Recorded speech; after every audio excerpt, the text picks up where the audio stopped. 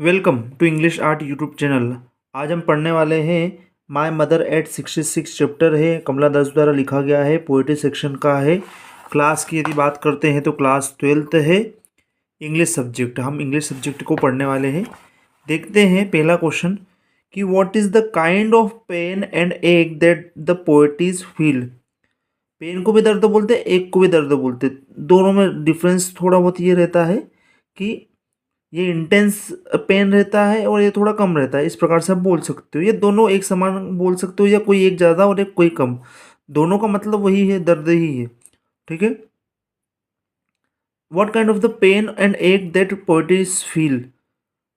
Poet's जो है writer, वो किस प्रकार का फील करती है, इस चीज़ को अपने को ध्यान रखना है। The poet's seize her mother sitting beside her. Poet's है मतलब एक लेडी है जो देखती है अपनी मदर को बैठे हुए उसके बगल में। एंड शी इज़ डोजिंग, वो क्या कर रही है, डोज कर रही है। मतलब डोज का मतलब यहाँ पे अपन समझते हैं लाइट स्लीप। हूंगना जिसको बोलते हैं ना, हूंगना मतलब कंप्लीट नहीं सोना। ठीक है, इस प्रकार से। तो पोएटिस उसकी मदर को देखती है बैठे हुए साइड में, और उसकी मदर जो है वो डोज कर रही है, मतलब लाइट स्लीप, हल्की सी स्लीप में है, नींद में है। हर माउथ इज ओपन, और उसकी माँ का माउथ कैसा है, मुंह कैसा, ओपन है, मतलब सोते सोते मुंह ओपन करके खुला है, कुल मिला के आप ये समझिए। ठीक है। हर face is pale like a dead body. Pale का मतलब यहाँ पर कभी समझते हो आप तो पीला पड़ जाना या कमजोर पड़ जाना। उसकी माता जी का जो फेस है वो पीला पड़ गया है और जैसे लग रहा है कि एक डेड बॉडी है। शी इज एजिंग, मतलब अब उसकी एज हो चुकी है, माँ की एज हो चुकी है। This is the pain and ache that the poetess feels. तो इस प्रकार का दर्द ये पोएटिस फील करती है। तो क्या हुआ कि किस प्रकार का पेन फील करती है पोएटिस। तो जब वो उसकी मदर को देखती है बैठे हुए उसके साइड में, तो मदर को दिखता है कि मदर क्या कर रही है, डोज कर रही है, मतलब हल्की सी स्लीप में है, नींद में है। नींद में है तो फिर मुंह खुला हुआ है, और उसकी बॉडी किस प्रकार से दिख रही है, जैसे पीली पड़ गई हो, कमज़ोर पड़ गई हो, डेड बॉडी के समान दिख रही है, और ऐसा लग रहा है कि उसकी एज भी हो गई है। कुल मिला के आप ऐसे बूढ़े व्यक्ति की इमेज अपने माइंड में लेके आओ जो दिखता है बुढ़ापे में, सेम टू सेम एक पोइटिस अपनी माँ के लिए इस प्रकार की सोच रखती है, और जो दिखता है वही बोलती है। मतलब उसको बहुत दया आती है देखने पर। दूसरा question, why are the young trees described as sprinting. जो यंग ट्रीज है इस चैप्टर में, माय मदर एट 66 यदि आपने पढ़ा हो तो उसमें यंग ट्रीज की बात की गई है। उसको स्प्रिंटिंग क्यों कहा गया। स्प्रिंटिंग का मतलब यदि बोला जाए तो उसको बोलते हैं तेज दौड़ लगाना। तेज दौड़ लगाते हैं ना, मतलब बहुत तेज भागना, 100 मीटर रेस जब भागते हैं हुसैन बोल्ट। ठीक है ना, इस प्रकार से आप बोल सकते हो Usain Bolt. The young trees are described as sprinting, मतलब जो पेड़ हैं, यंग पेड़ है, उनको डिस्क्राइब किया गया स्प्रिंटिंग के हिसाब से। क्योंकि because they are full of strength. ये जो पेड़ है ये किस प्रकार के होते हैं, फुल ऑफ स्ट्रेंथ, मतलब इनमें बहुत ताकत होती है। यंग पेड़ है ना इसलिए। And they seem to be running because the poet is driving. और यदि आप ड्राइव कर रहे हो, ठीक है ना, जैसे आप ये ड्राइव कर रहे हो इस डायरेक्शन में, तो यहाँ पर रखे हुए जो भी पेड़ है वो आपको ऑपोजिट डायरेक्शन में जाते हुए दिखेंगे। ठीक है ना, आपकी जितनी स्पीड होगी उतनी स्पीड में पेड़ जो साइड में लगे हुए हैं वो ऑपोजिट जाते हुए दिखेंगे। इसलिए कहा गया है कि जो यंग ट्रीज को स्प्रिंटिंग क्यों कहा गया है। ऐसा लग रहा है कि जब ये ड्राइव कर रही है पोएटिस और उसकी मदद साथ में, तो जो दूसरे आइट साइड के पेड़ है दोनों तरफ के, वो तेज भागते हुए दिख रहे हैं ऑपोजिट साइड में, इसलिए उनको बोला गया स्प्रिंटिंग। ठीक है। Next, why has the poetess brought in the image of the merry children spilling out their homes. पहले ये समझते हैं, स्पिलिंग आउट का मतलब होता है बाहर की ओर जाना। मेरी चिल्ड्रन का मतलब होता है ऐसे बच्चे जो बहुत ज़्यादा खुश है। तो आप समझते हैं, why has the poetess brought. Poetess जो है वो क्यों लेके आई है, ब्रॉड का मतलब होता है लाना, ब्रिंग का थर्ड फॉर्म है ये। ठीक है, पोएटिस लाई है क्यों, एक इमेज, जिस इमेज में क्या दिख रहा है, मेरी चिल्ड्रन जो है बहुत ही खुश बच्चे हैं, spilling out of their homes, वो अपने घरों से बाहर निकल रहे हैं। इस प्रकार की इमेज क्यों पोएटिस लाई अपने माइंड में। ठीक है, देखते हैं। The poet's has brought in the image of the merry children, मतलब पोइट्रीज लाई है इमेज मेरी चिल्ड्रन की, खुश जो बहुत बच्चे हैं उनकी, spilling out of their homes, वो घर से बाहर जा रहे हैं क्योंकि she wants to show the liveliness, वो इस प्रकार की इमेज से क्या बताना चाहती है, लिवलीनेस। लिवलीनेस का मतलब होता है आजीविका, जो जीने के लिए ज़रूरी है, मतलब खुशी जीने के लिए ज़रूरी है, इस प्रकार से। And the energy of the outside world, और जो एनर्जी है बाहर की दुनिया की, उसकी बात कर रही है। तो खुश बच्चे की इमेज बताकर वो बताना चाहते हैं कि लिवलीनेस मतलब आजीविका, जीवन इस प्रकार जीना चाहिए खुश होकर, और दूसरा एनर्जी बता रही है जो बाहर की दुनिया में है। They are free from all tensions and anxieties, बच्चे जो है वो फ्री है, किस चीज़ से, टेंशन से भी फ्री है, और जो उत्सुकता है, घबराहट है, उनसे भी फ्री है। दे रिप्रेजेंट लाइफ, ये जो बच्चे हैं ये रिप्रेजेंट करते हैं लाइफ को, किस प्रकार से, विगर के रूप में। यदि आप बोलो तो इसको बोलते हैं एनर्जी, इसको बोलते हैं पावर, इसको बोलते हैं एक्शन। एंड केयर फ्री, मतलब बच्चों में सब प्रकार की ऊर्जा भी दिखेगी, ताकत भी दिखेगी, एक्शन भी दिखेगा, केयर फ्री भी दिखेगी, लाइफ इस प्रकार की लाइफ उनकी है।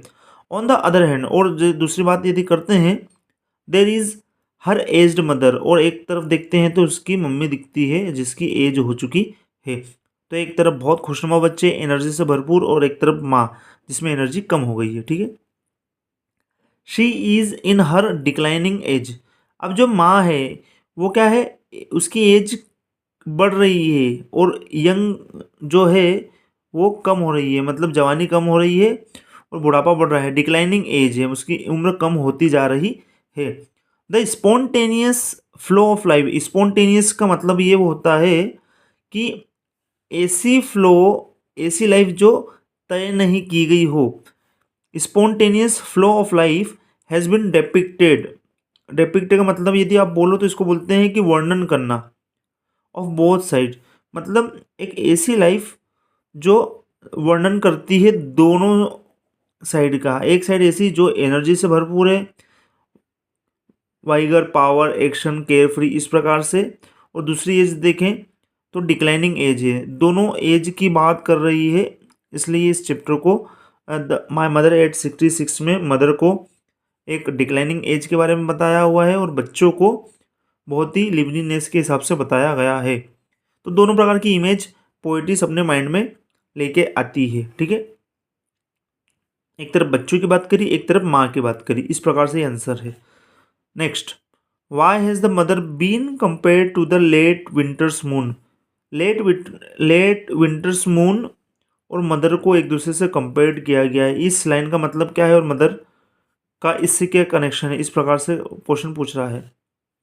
She was compare to the late winter's moon, मतलब मदर को कंपेयर किससे कर दिया है, कंपेरिजन लेट विंटर्स मून से, because the late winter's moon is calm and vague, जो लेट विंटर्स मून है वो किस प्रकार का है, वेग है, मतलब क्लियर नहीं है, थोड़ा सा धुंधला सा है, ठीक है, और काम है, शांत है, विथ अ डीम लस्टर, और लाइट कैसी उसकी बहुत ही कम है, इस प्रकार से, ठीक है। It losses it's power and brightness, और जो मून है उसने लूज कर दिए पावर भी और ब्राइटनेस भी, मतलब आप समझिए कि एक चंद्रमा है जो बहुत ही हल्का दिख रहा हो, एनर्जी से भरपूर नहीं दिख रहा हो, सेम टू सेम माँ को उससे कंपेयर कर दिया, क्योंकि माँ भी सेम टू सेम वैसी ही दिख रही है जैसे मून दिख रहा है। Clear. What do the parting words of the poetess and her smile signify, ठीक है। The parting words of poetess and her smile signify, parting words जो है, ठीक है ना, ऑफ पोएटिज, मतलब पोएटिज ने इस प्रकार के वर्ड्स का यूज़ किया है, और उसकी स्माइल क्या सिग्निफाई करती है, दोनों प्रकार की चीज़ें क्या सिग्निफाई करती है, सम सॉर्ट ऑफ होप, थोड़ी बहुत आशा की इच्छा होती है चैप्टर पढ़ने के बाद में। पार्टिंग वर्ड्स का मतलब क्या है, जैसे बच्चों की बात कर दी, एक तरफ खुशी की बात कर दी, एक तरफ दुख की बात कर दी, तो दोनों मेंटेन हो गए हैं। The parting words of poetess and her smile signify some sort of hope, है ना, ये जो वर्ड्स है और उसकी जो माँ की स्माइल है ये कुछ आशा के बारे में बात करते हैं, मतलब उम्मीद के बारे में बात करते हैं, ठीक है। That she is promising to meet her again, और पोएटिस ने प्रॉमिस किया है कि उसकी माँ से वो वापस मिलेगी। She might find her alive, वह निश्चित ही माँ को किस रूप में पाएगी? अलाइव मतलब मरी नहीं, जिंदा पाएगी। So she spread a smile on her face, और वह स्माइल करती है अपने मतलब ऑन हर फेस, उसके सामने अपनी बच्ची अपनी माँ के सामने स्माइल कर रही है। कुल मिला के ये लिखा हुआ है। टू पे her mother her last tribute, और उसकी मदर को वो एक लास्ट ट्रिब्यूट दे रही है। जैसे कोई व्यक्ति जा रहा है और दुख हो रहा है तो लास्ट में खुशी दिखाते हैं, जिससे सामने वाला भी खुश रहे और देखने वाला भी खुश रहे। सेम टू सेम यहाँ पर सिचुएशन वही है, ट्रिब्यूट करना। Also she is in trouble to be parted from her, और थोड़ी सी परेशान भी है पोइटिस, क्योंकि वो अलग हो रही है किससे? उसकी माँ से। ठीक है ना। तो पार्टिंग वर्ड्स और पोएट जो है उसकी माँ की जो स्माइल है, दोनों में क्या सिग्निफाई करती है? ठीक है, इस प्रकार से आंसर है। Next, where is the poetess going and who is with her? Poetess कहाँ जा रही है और कौन है उसके साथ में? The poetess is going to Cochin airport. Poetess कहाँ जा रही है? कोचीन एयरपोर्ट जा रही है। From her parents home, poetess जा रही है उसके पेरेंट्स के घर Cochin airport. Her mother is with her, और उसकी मदर है उसके साथ में। She is sitting beside her, और वो बैठी कहाँ है? साइड में। एंड डोजिंग मतलब लाइट स्लीप, नॉर्मल सी स्लीप में है, कंफर्म डीप स्लीप में नहीं है।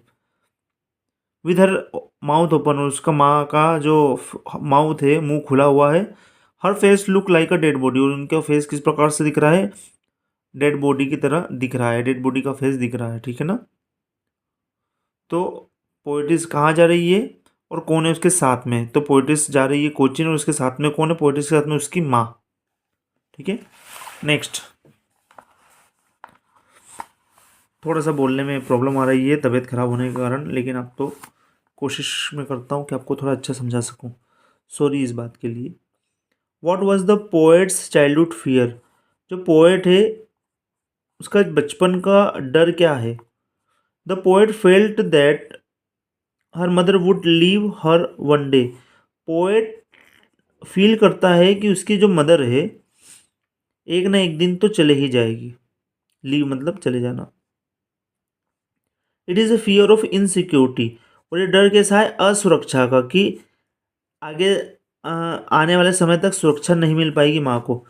That every child feels when it's mother is not around, और हर बच्चा फील करता है, महसूस करता है जब उसकी माँ उसके आसपास नहीं होती है तो वो थोड़ी इनसिक्योरिटी ही फील करता है। तो यहाँ पे बोला गया है कि what was the poets childhood fear? Poet का बचपन का फियर यही था कि एक न एक दिन उसकी माँ चले जाएगी, और यही असुरक्षा चाइल्ड फील करता है, जो क्योंकि उसकी मदर उसके चारों तरफ नहीं दिखती। ठीक है। इसके बाद में लास्ट है एक आईएमपी क्वेश्चन पढ़ लेते हैं, लास्ट वाला।